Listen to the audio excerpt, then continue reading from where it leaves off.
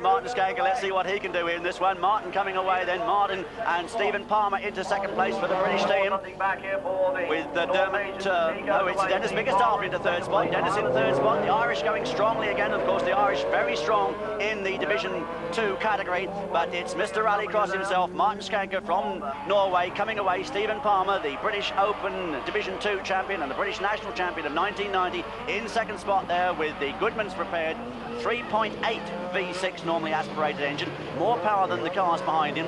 There we see car number 44 for the Belgian team. That's Paul Kumpen. Paul, who is the Dutch champion this year. He comes through in fourth place. The Mr. Carglass himself from Belgium, and nevertheless it's Mr. Rallycross himself up front in full flight. The Sax Sporting entry there of Martin Schanche leading for the Norwegians. There we see the Belgium in fourth place, and once again Ireland going well. There is Germany and the rest of the order coming through, but up front, very much in charge of this one, there's their number 65 going through. There's Pavel Novotny's Skoda favourite, and that's the first time we've ever seen a Skoda favourite in British Rallycross. Being chased there by number 86, Lajos Vodiska, which is a fairly elderly Skoda. I think that must be the oldest car in the... Well, imagine it could be the oldest car here for this weekend, isn't it? Yeah, it is. I mean, you've got to hand it to these Czechoslovakians. They've really done 100%, haven't they? They come all the way over here from Czechoslovakia. They've got totally their Skodas to their arm, and they've done it with machinery that's very much underpowered compared to things like this, like the four-wheel drive turbocharged RS200 of Martin Schanche, and they're giving their all, aren't they? They are. They're enjoying themselves. That's the important thing. And Martin Schanche, I'm sure, is enjoying himself here as he holds this lead from Stephen Palmer. But Steve not letting Schanche get too far away, not quite close enough to push Martin really to the limits,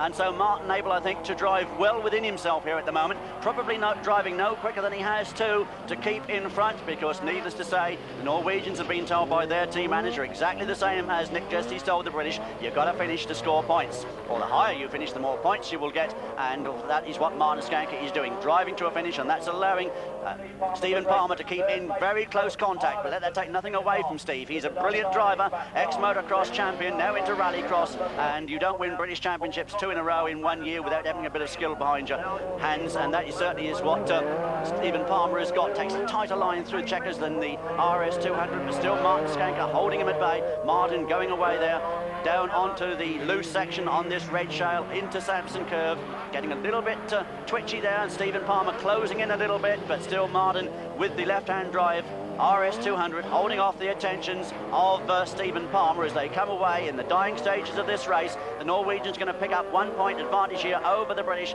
and it is Martin Schanche winning for Norway, Britain in second place, and Dennis Biggerstaff a very strong third for Ireland.